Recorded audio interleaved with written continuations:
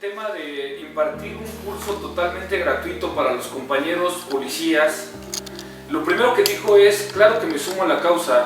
Es una persona muy honorable y de la cual nos demuestra, ¿verdad?, los valores al tratar de compartir un poco de su experiencia. Bienvenido a este auditorio, doctor. Gracias, maestro. Si alguien tuviese alguna duda, yo les comenté en un inicio que vamos a empezar a trabajar con algunos planteamientos para el doctor. Claro, yo los tengo que escribir yo. No, soy más. Y yo los tengo aquí ya contestados para podérselos enviar, desde luego. Sí, claro que sí. Bien, si en algo no estamos siendo claros, sí les pediría por favor que nos apoyen por ahí activando la manita para regresarnos un poquito, volver a empezar. Bien, primer planteamiento. De acuerdo a nuestra legislación, la inviolabilidad del domicilio es un tema trascendental en el sentido que nuestra Constitución Política de los Estados Unidos Mexicanos tutela de forma clara y precisa lo que el gobernado establece como su hogar y su intimidad. Ahora bien, en el caso de los domicilios móviles, es importante señalar que, en principio, los automóviles no son considerados domicilios de acuerdo a lo expuesto. Sin embargo, en el supuesto de aquellos habitáculos móviles remolcados, normalmente conocidos como rollets, campers o autocaravans, que son aptos de servir como auténtica vivienda, sí cuentan con protección constitucional.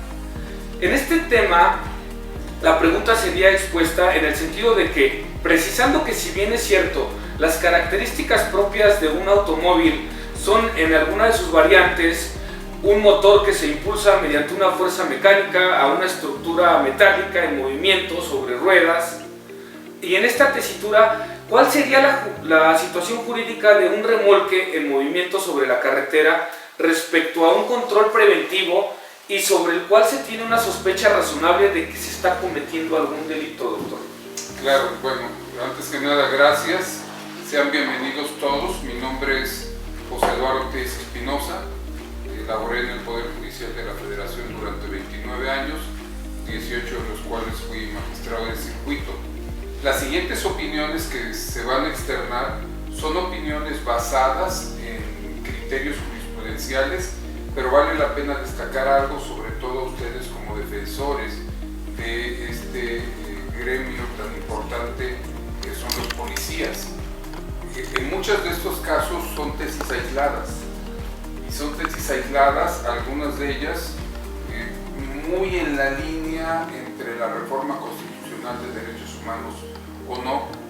Antes de dar respuesta a esta pregunta, déjenme decirles que cuando empecé a preparar el tema, porque les dije, bueno, díganme sobre qué quieren que hablemos, y lo he dicho, tuve el honor de dar un curso en Veracruz hace algunos años, tanto a policías como a militares. Creo que antes que nada tenemos que partir de la base del cambio de conciencia, que suena muy trillado. Los particulares, ¿qué dicen? Yo quiero ver a un policía que no me dé miedo. Claro. Así de claro. Hablaba yo con uno de mis abogados aquí saliendo de la consultoría, y si ayer salió ya tarde, nos quedamos haciendo algunos asuntos, y dice, había una patrulla y dice, me daba miedo que me detuvieran. Digo, ¿cómo le va a dar miedo que lo detenga la policía? Entonces, pues eso, al pan pan y al vino vino, ¿no? Creo que el primer cambio el que tenemos que trabajar, si bien es cierto, vamos a hablar ahora de estas posibilidades de defensa para que hagan bien las cosas, lo primero es que tiene que haber forzosamente un cambio en lo que se ha llamado desde hace años la profesionalización de la policía.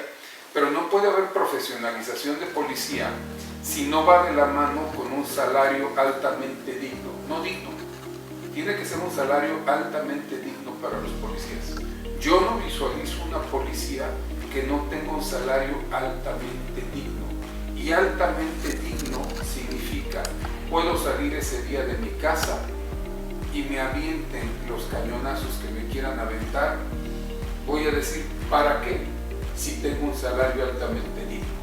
Y ese salario altamente digno es al que deben de ser merecedores todos los policías. Mientras no tengamos ese salario altamente digno, no se está reconociendo la labor del policía. Porque entonces, si te sales a la calle y con un salario que no sea altamente digno, pues evidentemente pues, vas a estar en tentación. Si te dieron de desayunar en casa, pues es muy difícil que quieras desayunar afuera.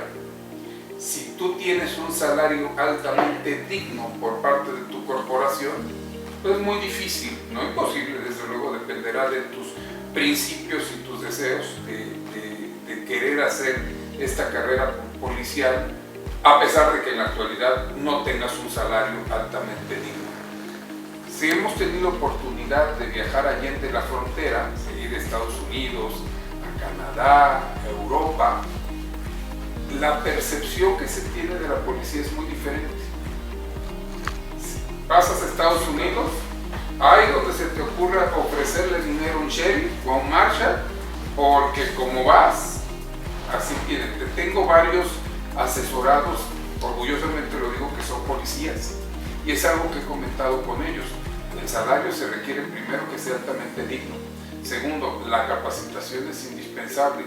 Tercero, y eso no soy el mejor ejemplo, pero yo no soy policía, tu condición física debe de estar impecable.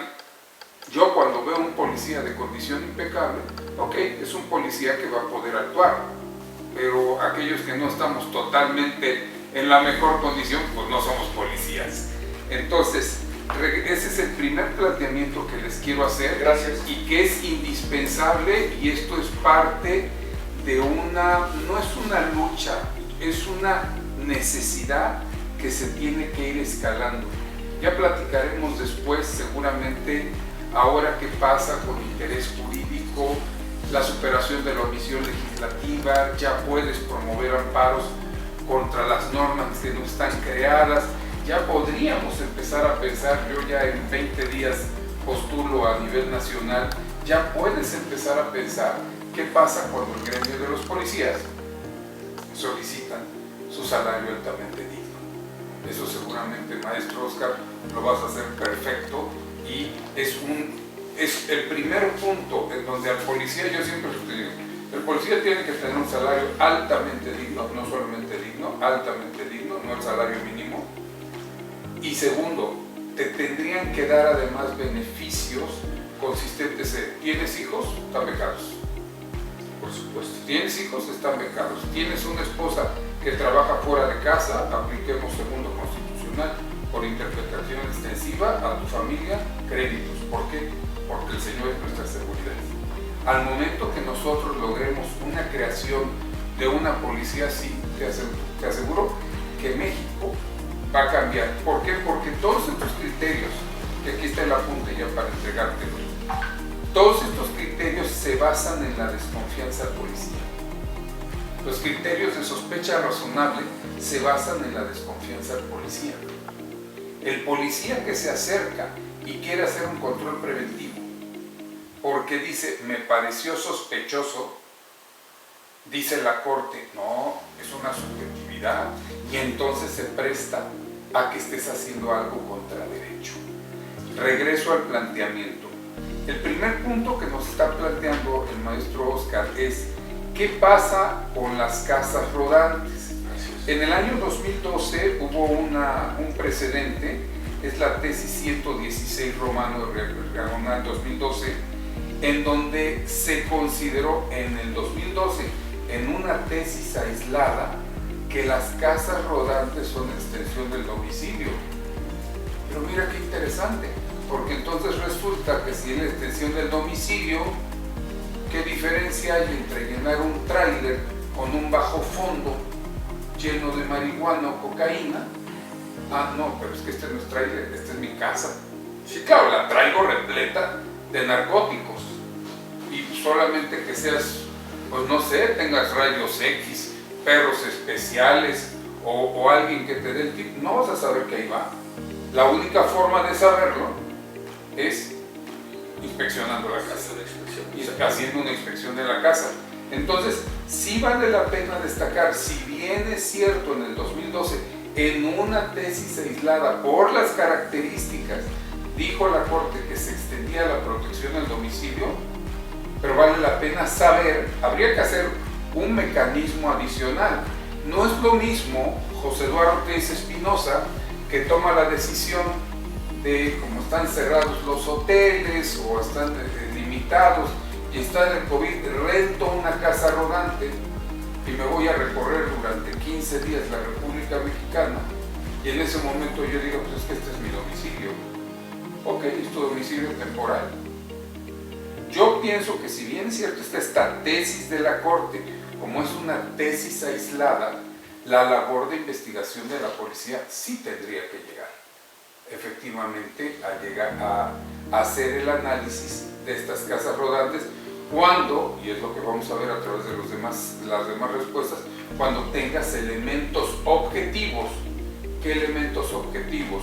No es porque la vi sospechosa, no es porque me llamó la atención, bueno, como se hace por ejemplo en los bajofondos, porque advertí que tenía, o sea, que a pesar de que no venía con tanto peso, venía más aceptado, por llamarlo de alguna forma. Venía con los muelles más bajos. Venía con los muelles más bajos, vi que las llantas venían más presionadas, y desde ese punto de vista sí vale la pena, y yo sí insistiré, y como abogado que soy, y como defensor de derechos humanos que soy, pero también hoy nos toca defender el derecho humano del ser humano que funge como policía. Claro. Porque si no, como vamos a ver en los demás, policías que terminan y dicen, ¿para qué le entro? ¿No? Van a decir que es fuerza de más.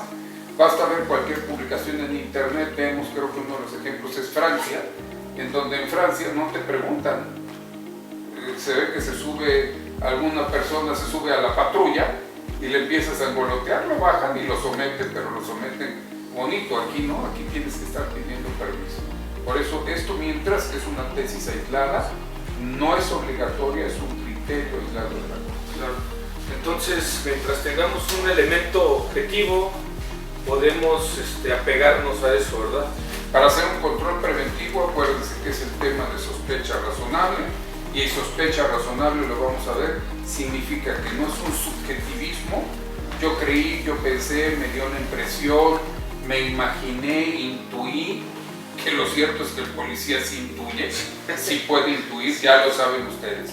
He tenido aquí sentados a policías municipales, estatales y federales, en el mismo lugar donde estás, y entonces, como dicen, pues ya, uno ya sabe cuando viene. Le digo, sí, a mí después de 29 años de revisar expedientes, y suena muy, muy exagerado, había expedientes desde que los agarrabas, ya sabías, y estaba el proyecto encima, y dices, esto viene mal. ¿Cómo le? No sé cómo funciona. Pero eso no se vale. Yo no podía decirle a mis compañeros, no, es que voy a votar en contra porque creo que viene mal. No, tienes que hacer un análisis. Ustedes como policías tienen que hacer un análisis detallado del por qué existe esta sospecha razonable de que efectivamente habría que hacerlo. Y uno de los argumentos de defensa es, desde mi personal punto de vista, no basta que sea una casa rodante, habrá que verificar si efectivamente es el domicilio permanente. Claro, sí son temas que nos generan dudas, inquietudes, porque si bien es cierto, de primera instancia no vamos a poder comprobar si el efectivo o efectivamente es su domicilio, ¿verdad? O si es eventual, o si es provisional. También nos apoyamos con eso. Digo, son temas que vamos a estar trabajando de la mano, si usted nos permite, magistrado. Vamos a pasar al segundo planteamiento. Si no tienen ninguna duda, si tuvieran alguna duda, pues lo podemos ir detallando. Dice, continuando con el tema de la inviolabilidad del domicilio, un amparo 2420-2011, diagonal 2011, del 2012 precisamente, se pronunció en el sentido que en el seno del matrimonio o de una pareja de hecho ocurre en principio lo mismo que cuando hay una pluralidad de moradores. Basta el consentimiento de cualquiera de ellos para legitimizar un registro domiciliario, porque se presume que existe una comunidad de intereses y que se acepta lo hecho por los demás. La convivencia implica la aceptación de entradas al domicilio consentidas por otros convivientes.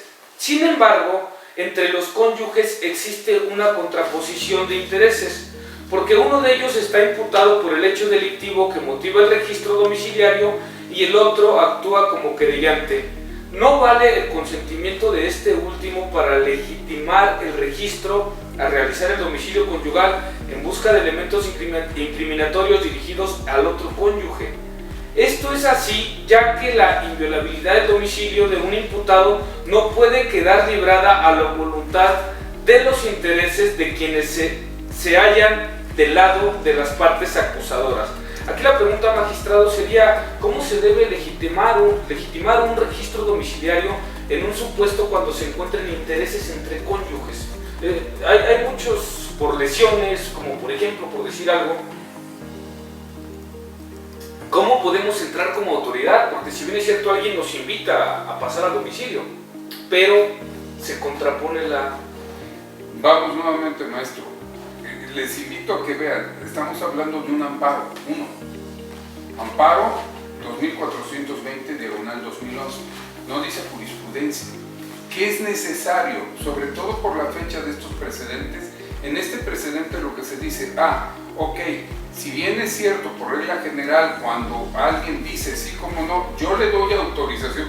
Yo siempre he dicho, quítenle la palabra inviten. Nos dio autorización, los invito, yo los invité a pasar, les digo, pasen en lo que termino unos puntos, yo los invité a pasar, es muy distinto, somos la policía, que queremos autorización, sí, porque están golpeando al primo, a la prima, pasen por favor, o sea, es más una autorización que se da. En este precedente la Corte dice, ok, pero nuevamente, ¿quién tuvo la culpa? La policía. ¿Por qué tuvo la culpa la policía? Según la Corte, porque no es verosímil que te hayan dado el acceso y para que con ello recabaras otros elementos de prueba, otros datos de prueba, para que perjudicaras, en este caso, al imputado. En primera, entonces, es un criterio aislado. Segunda, podemos volver a reflexionar. Tercera, siempre les invito, compañeros, cuando sean precedentes aislados e incluso jurisprudencias, es necesario que veamos la votación y qué ministros estaban. Porque si no son los mismos ministros, puede venir un cambio de criterio. ¿Una contradicción? No, es un cambio de criterio. ¿Por qué? Ejemplo, están estos 5 ministros y toman la votación y en ocasiones, chequen estos presentes, muchos vienen por mayoría. Vienen 3 contra 2. Se necesita uno fijar quiénes fueron los 3. Y ver si esos 3 están aún y están en la sala. Porque, por ejemplo, hay algunas, por poner un ejemplo, en donde estuvo el ministro Saldívar, y el ministro Saldívar actualmente no está en sala, está como presidente de la Corte. Entonces, si llegara otro asunto hacia la Corte, él ya no va a votar. Va a votar el que esté ahí. Hay otro mecanismo que se llama sustitución de jurisprudencia. En sustitución de jurisprudencia es un camino también muy importante para ustedes como abogados de policías. Ya te resolvieron mal un asunto. Oiga, es que nos aplicaron. Te resuelven mal el primero, aplicando el criterio de la Corte. Chécate si hubo, suelo decirlo yo, si hubo un magistrado valiente. El clásico magistrado que dice es tesis aislada, yo voto en contra. Ese magistrado tú le puedes pedir que haga tuya la petición de que la suba al pleno de circuito para que el pleno de circuito le pida a la Corte que cambie su criterio, que interrumpa su criterio. Eso es cuando hay jurisprudencia firme, pero cuando hay jurisprudencia aislada, acuérdate, tesis aislada, acuérdate, puedes todavía solicitar el que se reconsidere. Hay que recordar, en la nueva ley de amparo, desde el 2013, se cambia la forma de cómo se integra la jurisprudencia. Todos como abogados sabemos, la jurisprudencia se integra con 5 ejecutorias dictadas en el mismo sentido, sin ningún en contrario. Así se integraba antes. Ahora son 5 sentencias dictadas en el mismo sentido, de manera ininterrumpida en diferentes sesiones. ¿Qué quiere decir? Que estos precedentes aislados, si los llevamos ya a una siguiente sesión, los ministros pueden cambiar su criterio. Y tenemos que dar nueva argumentación para decirle qué es lo que tenemos que ponderar en tratándose de los policías.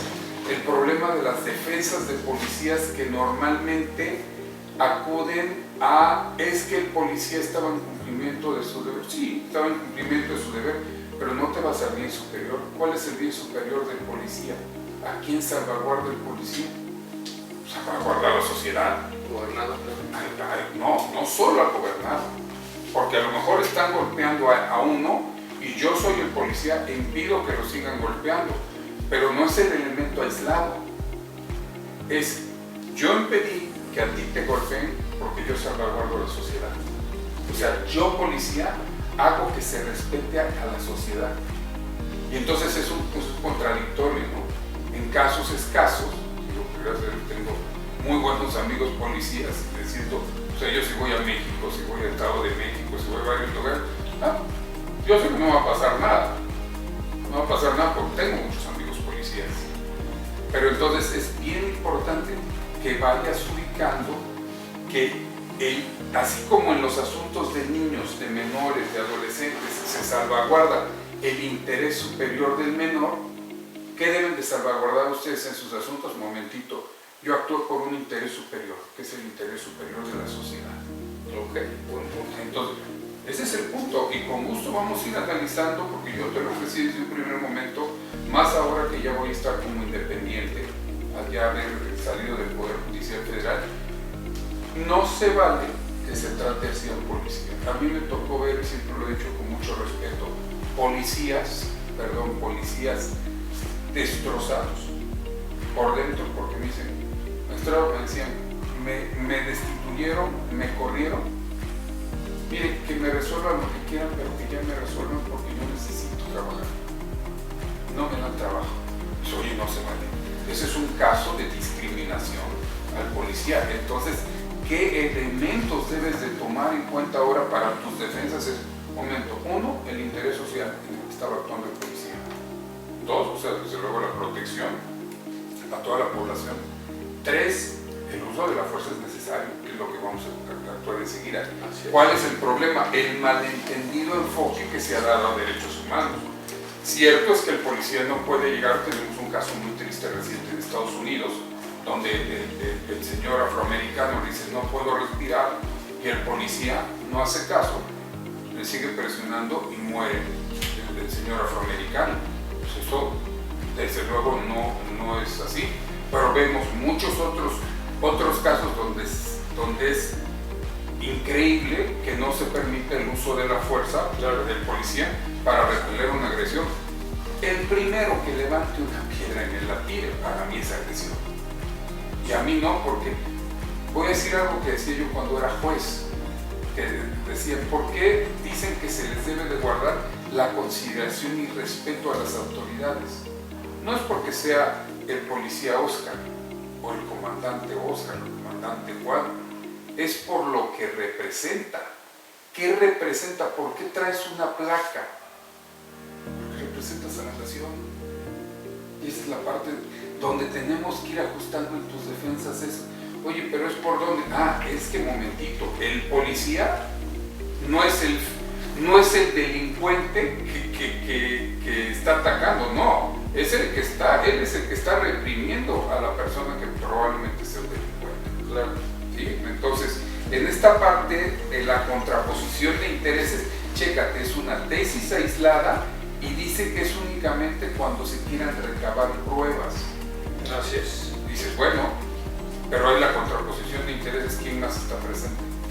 Y hay que tener en cuenta también, recuerden, todo este tipo de violencia, y sobre todo, por ejemplo, cuando se trata de violencia de género, por regla general se comete en ausencia de testigos, a menos de que esté embriagada la persona, y entonces sí podría estar en la fiesta, se le pasaron las copas y se pone a golpear a todo el mundo, sino normalmente es el ataque solitario del hombre que considera que lo debe hacer. Bien, pues ya lo mencionó, vamos a pasar al tercer planteamiento. Dice, se me hace el planteamiento más interesante de todos, la verdad es un criterio, una inquietud que tengo desde hace muchos años. Dice, el artículo 16 de nuestra Carta Magna refiere que nadie puede ser molestado en su persona, familia, domicilio, papeles o posesiones, sino en virtud del mandamiento escrito de la autoridad competente que funde y motive la causa legal del procedimiento. Ahora bien, si bien es cierto, las unidades o grupos policiales se despliegan a ciertas comunidades o regiones basados en un índice delictivo y circunstancias que derivan la necesidad de reforzar la seguridad de la zona, y para ello se genera un plan general de actuación, un procedimiento sistemático de operación en el cual fundan y motivan las actuaciones a las que se deberán apegar los elementos desplegados. Normalmente se les ordena mediante un escrito, a veces llamado oficio de comisión, asignación de funciones, en el cual se les ordena realizar ciertas tareas específicas y a detalle a cada uno, como son inspecciones a personas, vehículos, controles preventivos. Y ahora bien, al momento de realizar una actuación bajo el artículo 251 del Código Nacional de Procedimientos Penales, y si bien es cierto, la Constitución dice, en virtud de mandamiento escrito de la autoridad competente que funde y motive la causa legal del procedimiento, para tales efectos, ya la policía motivó su necesidad de estar en una zona desplegada, ya se fundó porque hay fundamentación que permite a la autoridad realizar ciertas funciones. La policía adquiere la calidad de autoridad competente, magistrado.